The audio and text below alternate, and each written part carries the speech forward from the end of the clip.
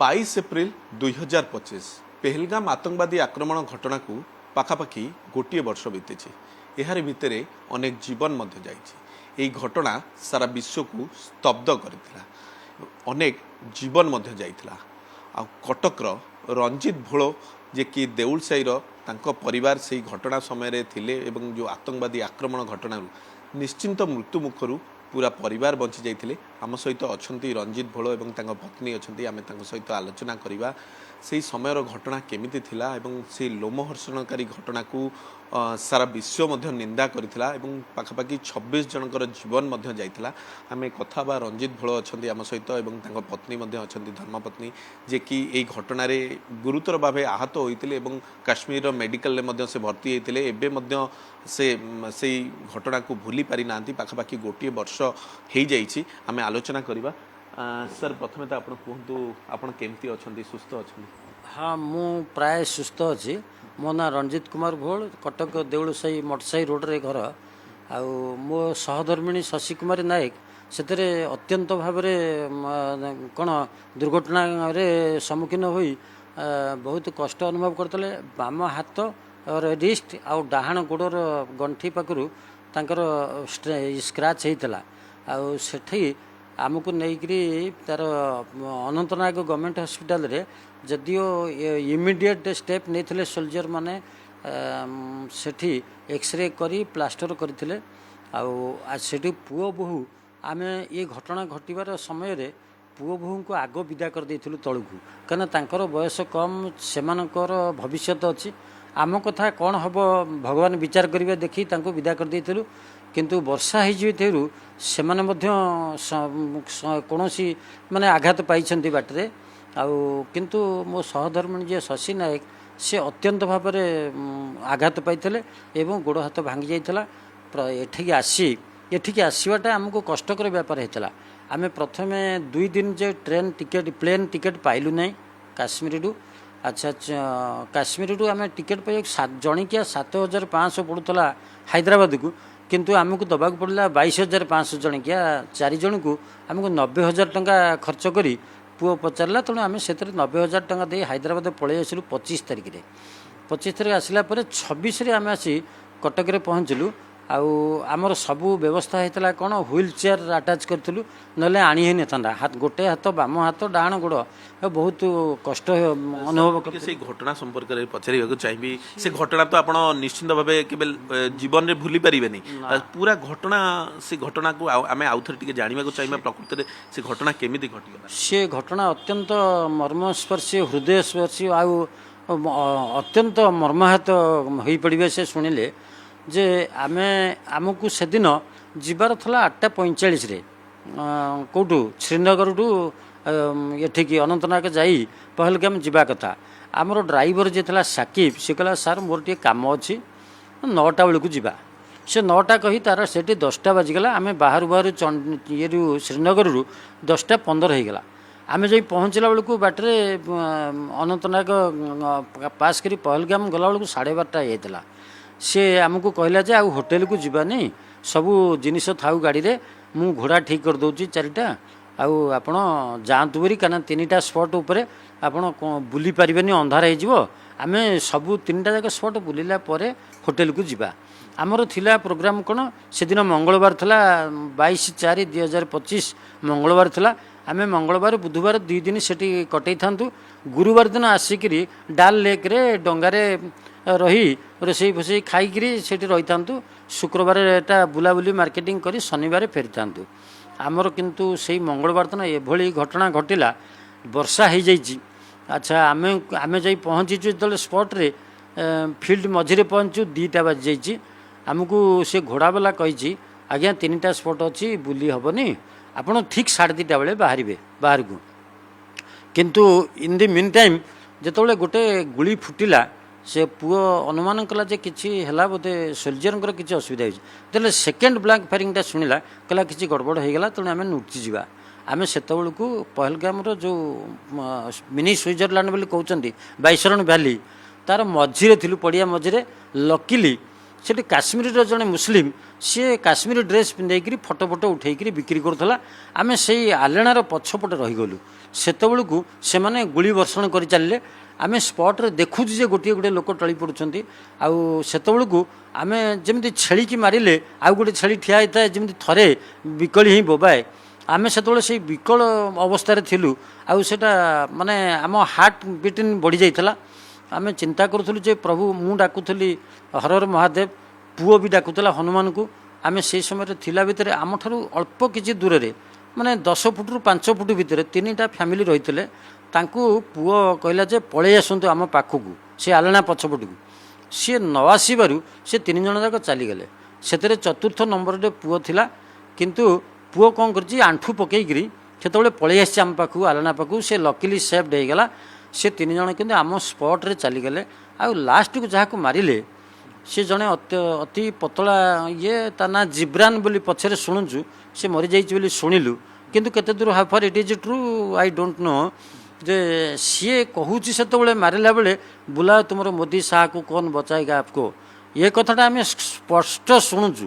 ଆଉ ମଝିବାଲାକୁ କହୁଛି କୋରାନ ପଢ଼, କୋରାନ ପଢ଼, କୋରାନ ଜାଣିନି ମାନେ ତାକୁ ସାଙ୍ଗେ ସାଙ୍ଗେ ମାରିଦେଲେ।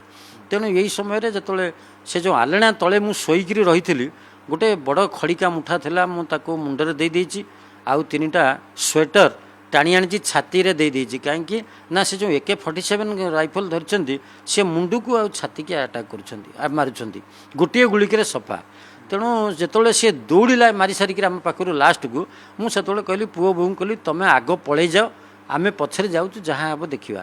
ଆମେ ପଛରେ ଆସିଲା ଭିତରେ ମୋର ସହଧର୍ମିଣୀ ଯେ ଶଶୀ ନାୟକ, ସିଏ ଯେଉଁ ବର୍ଷା ହେଇକିରି ଖସଡ଼ା ହେଇଥିଲା, ଇଏ ସବୁବେଳେ ଅନ୍ୟମନସ୍କ ରହିଲେ। ଯେଉଁ ପାଇନ୍ ଗଛ ଗୁଡ଼ା ଥିଲା, ସେ ଗଛ ପାଖରେ ସବୁ କଳା ଡ୍ରେସ୍ ଟଙ୍ଗା ହେଇଥିଲା। ଇଏ ଭାବିଲା ଯେ ସେଠି ଜଣେ ଠିଆ ହେଇଛି ବୋଧେ ମାରିଦେବ। ଏ ଅନ୍ୟମନସ୍କ ଭିତରେ ସେ ତଳକୁ ଆସିବା ଭିତରେ 6 ଥର ପଡ଼ିଯିବାରୁ ବାମ ହାତର ରିଷ୍ଟ ଭାଙ୍ଗିଗଲା, ଗୋଡ଼ ହାତ ସ୍କ୍ରାଚ୍ ହେଇଗଲା। ତେଣୁ ମୁଁ ତଳକୁ କେମିତି ଆଣିଛି ଭଗବାନ ଜାଣନ୍ତି। ତଳକୁ ଆଣିଲା ପରେ ପୁଅ ବୋଉ ସେତେବେଳେ କନ୍ଦା କଟା କରି ଭୁଲ ମାନିଲେ, କାନ୍ଦିଲେ ପକେଇ। ମୁଁ କହିଲି ତମର କିଛି ଭୁଲ ନାହିଁ, ଏଇଟା ଆମର ଯୋଗ ଥିଲା, ଭୋଗିବାକୁ ଥିଲା, ଆଉ ଛାଡ଼ ଯିବା। ସେଠୁ ସୋଲଜର ମାନେ ସାମ୍ନାରେ ସବୁ ଲୋକମାନଙ୍କୁ ହତ୍ୟା କରୁଥାନ୍ତି, ଆପଣ ଦେଖୁଥାନ୍ତି। ଆମେ ଗେଟ୍ ପର୍ଯ୍ୟନ୍ତ ବାହାରିଲା ଭିତରେ ମୁଁ ଡେଡ୍ ବଡି ଗଣିଛି ସେତେବେଳକୁ 16ଟା।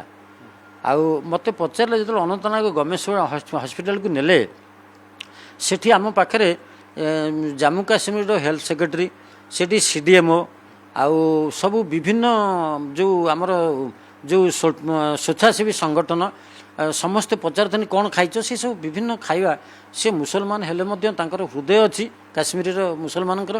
ସେମାନେ ବହୁତ ହେଲ୍ପ କରିଛନ୍ତି। କିଏ ପାଣି ଦେଉଛି, କିଏ ବିସ୍କୁଟ୍ ଦେଉଛି, କିଏ ଆମ୍ବ ଦେଉଛି, କିଏ ଫ୍ରୁଟ୍ ଜୁସ୍ ଦେଉଛି, ବହୁତ ଦେଇଛନ୍ତି। ଆଚ୍ଛା, ତା ଭିତରେ ସେଠି ଜେନେରାଲ ସେକ୍ରେଟାରୀ ବିଜେପିର ଶ୍ରୀନଗରର ଜାମ୍ମୁ କାଶ୍ମୀରର ଅଜିତ କୌର ବୋଲି, ସିଏ ଆସିକିରି ସମ୍ବୋଧନ କରିଛନ୍ତି, ମୋର ଇଏ ଭଉଣୀ, ଆପଣ ଭିଣେଇ, ଆପଣ ଆଉ ବ୍ୟସ୍ତ ହୁଅନ୍ତୁନି, ଆପଣ ବଞ୍ଚିକିରି ଆସିଯାଇଛନ୍ତି, କିଛି ବ୍ୟସ୍ତ ହେବାର ନାହିଁ। ଯେତେ ଦିନ ଲାଗିବ ମୁଁ ଆପଣଙ୍କୁ ମୋ ଘରେ ରଖିବି, ଭଲ କରିବି, ଫ୍ଲାଇଟ୍ ଟିକେଟ୍ କରି ମୁଁ ଭୁବନେଶ୍ୱର ପଠେଇବି, ତାପରେ ଯାଇ ଚିନ୍ତା କରିବି, ଆପଣ ଆଉ ବ୍ୟସ୍ତ ହୁଅନ୍ତୁନି, ମୋ ଦାୟିତ୍ୱରେ ଆପଣ ବର୍ତ୍ତମାନ ରହିଲେ। କିନ୍ତୁ ମୁଁ ସେତେବେଳକୁ ଯେତେବେଳେ ସହଧର୍ମିଣୀଙ୍କର ଯେତେବେଳେ ଫଟୋ ଉଠେଇକିରି କରାଯାଉଛି, ପ୍ଲାଷ୍ଟର କରାଯାଉଛି, ପୁଅ ବୋହୂ ଅନ୍ୟତ୍ର ଅଛନ୍ତି, ସବୁ ଡାକ୍ତରଙ୍କୁ କଣ୍ଟାକ୍ଟ କରୁଛନ୍ତି, ମୁଁ ସେତେବେଳେ ଆକ୍ଚୁଆଲ ସିନେରୀଟା ବର୍ଣ୍ଣନା କରିଦେଇଛି, କେତେଜଣ ନେଇଯାଇଛନ୍ତି। ଯେତେବେଳେ କର୍ଣ୍ଣାଟକର ସାମ୍ବାଦିକ ଆସିଲେ ପଚାରିଲେ, ସେତେବେଳେ ପୁଅ କ'ଣ କରୁଛି, ବ୍ୟତିବ୍ୟସ୍ତ ହୋଇଯାଇଛି। ଦେଖୁଛି ଯେ ଯଦି ଏଠି ଆମେ ସତ କଥା କହୁଛୁ, ଆମକୁ ହୁଏତ ଡିଟେନ୍ କରିଦେଇ ପାରନ୍ତି 4-5 ଦିନ। ତେଣୁ ସିଏ କହିଛି ନାଇଁ ଆମର କିଛି ହେଇନଥିଲା, ଆମେ ବାହାରେ ଥିଲୁ, ତେଣୁ କିଛି ଅସୁବିଧା ନାହିଁ, ପଡ଼ିକିରି ଏମିତି ହେଇଯାଇଛନ୍ତି। ଆଉ ସେଠି ସମସ୍ତେ ଆମକୁ ସାହାଯ୍ୟ କରିଛନ୍ତି। ଆଉ ଶେଷକୁ ହେଲ୍ଥ ସେକ୍ରେଟାରୀ ଆଉ ତାଙ୍କର ଯେଉଁ ଅଜିତ କୌର ଯିଏ ଜେନେରାଲ ସେକ୍ରେଟାରୀ ବିଜେପିର, ସେମାନଙ୍କୁ ପୁଅ ବୋହୂ ଅନୁରୋଧ କରି ଡିସଚାର୍ଜ କରେଇକିରି ଆମେ ଶ୍ରୀନଗରକୁ ପଳେଇ ଆସିଲୁ। ଆଉ ଜଣେ ସନ୍ଦୀପ ସିଂ ବାଲି ବୋଲି ଥିଲେ ଆଡ଼ିସନାଲ କମିଶନର ପୋଲିସ, ସିଏ ଆମକୁ ବହୁତ ହେଲ୍ପ କରିଛନ୍ତି ବିୟଣ୍ଡ ଏକ୍ସପେକ୍ଟେସନ୍। ସିଏ କହିଲେ ଯେ ଆପଣଙ୍କୁ 2ଟା ସୋଲଜର ଗାଡ଼ି ନେଇକିରି ଆପଣଙ୍କୁ ଶ୍ରୀନଗରରେ ଛାଡ଼ିବ। ସେଠୁ ଆମ ଡ୍ରାଇଭର କହିଲା, ସାକିବ କହିଲା, ନାଇଁ ଆଉ ସେମାନେ ଚୋର ଭଳି ଆସିଥିଲେ, ସେ ମାରିଦେଇ ପଳେଇଲେ, ପଇସା ପତ୍ର ନେଇକି ଆସିଛନ୍ତି, ତେଣୁ ଆଉ କିଛି ଅସୁବିଧା ହେବନି, ଆପଣ ବ୍ୟସ୍ତ ହୁଅନ୍ତୁନି, ମୋ ଲୋକଙ୍କୁ ମୁଁ ନେଇ ଠିକ୍ ଜାଗାରେ ପହଞ୍ଚେଇବି। ସେଠୁ ସେ ଏଇ ଯେଉଁ ଅଜିତ, ଏ ଯେଉଁ ଆମର ସନ୍ଦୀପ ସିଂ ବାଲି ଯିଏ ଆଡ଼ିସନାଲ କମିଶନର ପୋଲିସ, ସେ କହିଲେ କେଉଁ ହୋଟେଲରେ ରହୁଥିଲେ, ନା ହୋଟେଲ 7 ହିଲ୍ସ, ତାଙ୍କ ନମ୍ବର କେତେ, ସେ ନମ୍ବର କଣ୍ଟାକ୍ଟ କରି ସିଏ ସେଠୁ ହୋଟେଲକୁ କଣ୍ଟାକ୍ଟ କଲେ। तुमर ये लोक जी आसते सी इंजोर्ड होती तल रूम इमिडिएट खाली कर से जाऊँच बर्तमान आउ से जिते दिन चाहिए सी होटेल रे असुविधा हेले मत कंटाक्ट कर मुझे एडिशनल कमिशनर पुलिस तापरे सेठी पहुँचला सी कहते होटेल वाला कहते ये मैंने पहुँचले मत रिटर्न कॉल करिवो जे कन्फर्म करिवो जे से माने पहुँचले भलरे बोली से आतंकवादी माने मारिला बेले को कौन कहते जीवन रक्षा अनेक आपन जो माने कहते कि फैमिली विकल होते जे कहते जे मोटी अटकी दिंतु मारंतुनी कौन कौन कहते सेठी सब जो माने मारुथले जेतोले से प्रथम कहते प्रथम गेट पाखरु आमे देखुचु से कहले जे हिंदू ना मुस्लिम हिंदू जी तांको कलमा पढ़िया कहीकि अलग करदेले ये मुस्लिम जी आउ हिंदू मानू से कौन कले खाली हिंदू मानू मारुले आउ बेसिकली हिंदू जेंट्स मान मारुले स्त्री लोक मैंने जो कहते मुझे मारदो कहले नाई सी आमर स्त्री लोक मारूनी कि छुआ को मारूनी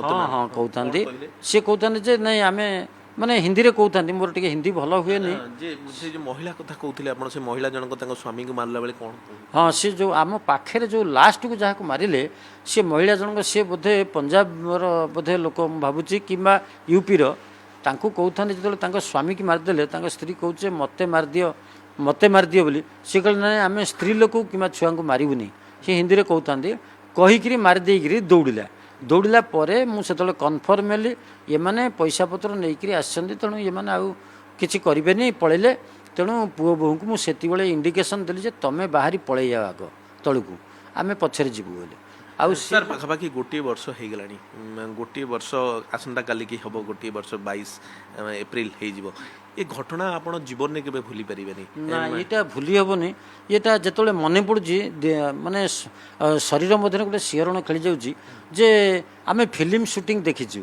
किंतु ओरिजिनल शूटिंग केबे देखि नथलु जोटा कि आमे देखुचु हृदयस्पर्शी लोमहर्षणकारी दृश्य जे आम आखि आगे लोक मानू केमिति गुली करी गोटे गोटे गुली करे से AK-47 धरचंदी गोटे गोटे गुली रे जोर आवाज आ एकाथर के सफा खाली ब्लड देखुचु जे बाहरला बेलू खाली ब्लड आउ डेड बॉडी सेटा देखिला परे आमर आमर खाया पिया भी 2-3 दिन जे किछि खाइनु सर आउ गोटे कथा पचार चाहिए जे ये समय रे ये कठिन समय रे आपण सहित प्रशासन तरफ सरकार तरफ किए गोटे आसिक किए आलोचना करिसेंती कि आपण नहीं आमर तो आम एत घटना पर आमर समस्त आग प्रथमे OTV आम पाखे पहुँचते तापर अन्यान्य टीवी चैनल वाला पहुँचले पेपर वाला सब पहुँचले प्रमेय संवाद सब पहुँचते आउ किंतु आम लोकल पुलिस स्टेशन हो किंबा लोकल जनप्रतिनिधि हंतु किंबा आम MP हुंतु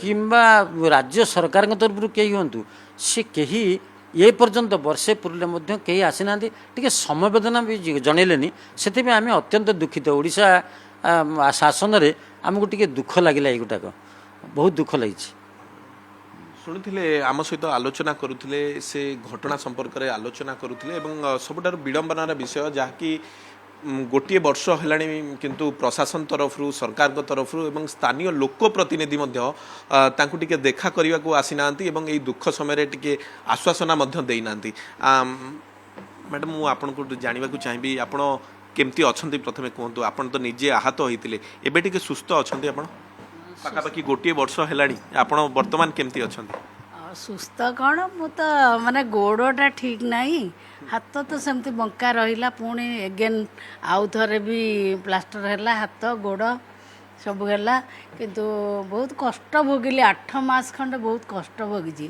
तथापि प्रशासन किसी आसिलेनी एटा बड़ दुखर विषय Cuttack heart of the town रे आम रही यहाँ आसिले जो सेटा आम बहुत दुख देला किंतु आम कौन जी मरीज कौन ता पाखु जीव आ जी इंजर्ड है ता पाखु जीवनी सेटा किसी माने नाई ना अन्य माने केते असुविधा होची जाउचंदी किंतु एई केस रे आसीबा कथा एटा बड़ दुखर विषय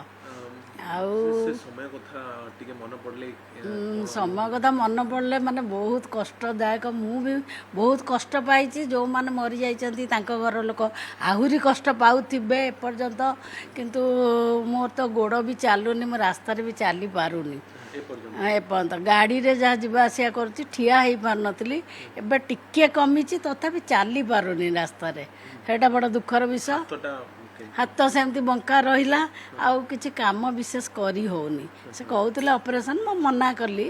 ଆଉ କଷ୍ଟରେ ରହିଛୁ, ଆଉ କ'ଣ କରିବା। ଯାହା ହଉ ଘଟଣା କିନ୍ତୁ ଯେତେବେଳେ ଘଟୁଥିଲା ଆମେ ଟିକେ ଜାଣିବାକୁ ଚାହିଁବା ଆପଣଙ୍କ ମୁହଁରୁ ସେ ଘଟଣା ଯେତେବେଳେ ହେଲା ଆପଣ କେମିତି ପଡ଼ିଗଲେ?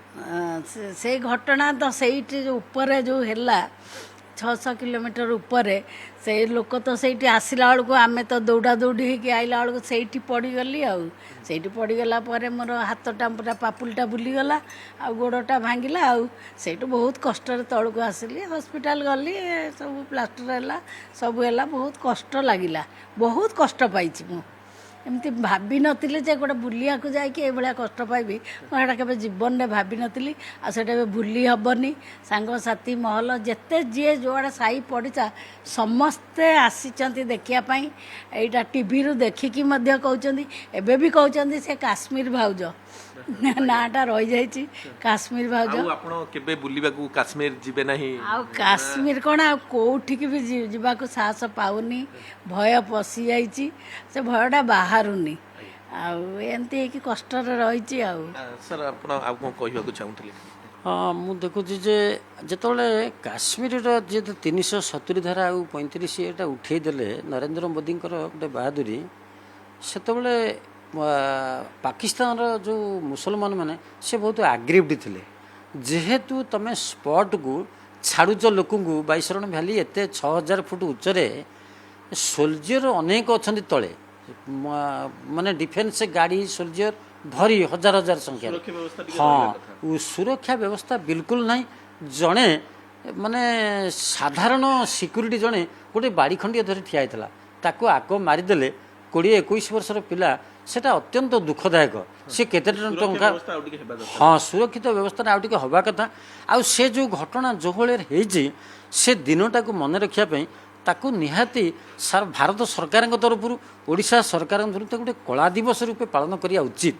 କାହିଁକିନା ଏତେ ଗୁଡ଼ିଏ ଲୋକ ଯେତେବେଳେ ଜୀବନ ଚାଲିଗଲା, ଆଉ ତାକୁ ଆମେ ସାଙ୍ଗେ ସାଙ୍ଗେ କିଛି ଷ୍ଟେପ୍ ନେଇପାରିଲୁନି। ତେଣୁ ସେଇଟା ଗୋଟେ କଳା ଦିବସ ରୂପେ ତାକୁ ପାଳନ କରି ଗୋଟେ ମନେ ରଖିବା ଦରକାର ପ୍ରତିବର୍ଷ। ଶୁଣୁଥିଲେ ଆମ ସହିତ ଆଲୋଚନା କରୁଥିଲେ ରଞ୍ଜିତ ଭୋଳ ଏବଂ ତାଙ୍କ ପତ୍ନୀ, ଯିଏକି ନିଶ୍ଚିନ୍ତ ମୃତ୍ୟୁ ମୁଖରୁ ବଞ୍ଚି ଯାଇଛନ୍ତି। ଏବଂ ଯେଉଁ ଘଟଣା, ଲୋମହର୍ଷଣକାରୀ ଘଟଣା ହେଇଥିଲା, ସାରା ବିଶ୍ୱକୁ ସ୍ତବ୍ଧ କରିଥିଲା। କିନ୍ତୁ ବିଡ଼ମ୍ବନାର ବିଷୟ ଯେ ଏ ପର୍ଯ୍ୟନ୍ତ ନା ସରକାରଙ୍କ ତରଫରୁ, ପ୍ରଶାସନ ତରଫରୁ, ସ୍ଥାନୀୟ ଲୋକପ୍ରତିନିଧି ମଧ୍ୟ ତାଙ୍କୁ ଏଇ କଠିନ ସମୟରେ କେହି ଆସିନାହାନ୍ତି ଏବଂ ଆଶ୍ୱାସନା ଦେଇନାହାନ୍ତି, ସେ ମଧ୍ୟ କହୁଥିଲେ। କଟକରୁ କ୍ୟାମେରା ପର୍ସନ ରାମଚନ୍ଦ୍ରଙ୍କ ସହ ଦେବାଶିଷ ମହାନ୍ତି।